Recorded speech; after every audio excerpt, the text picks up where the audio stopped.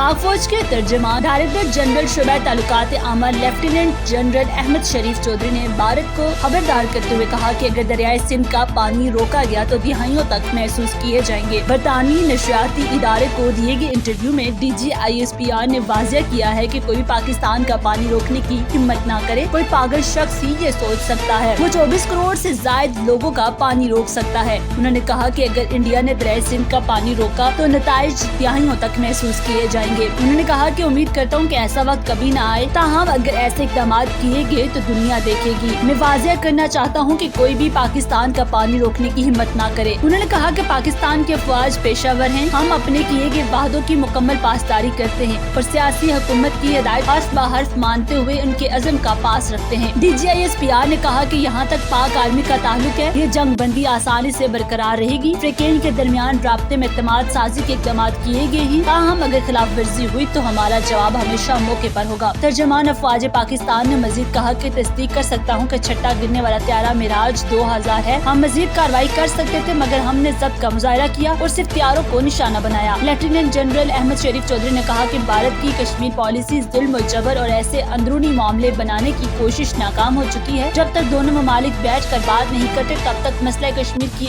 आग भड़कने का खतरा मौजूद रहेगा।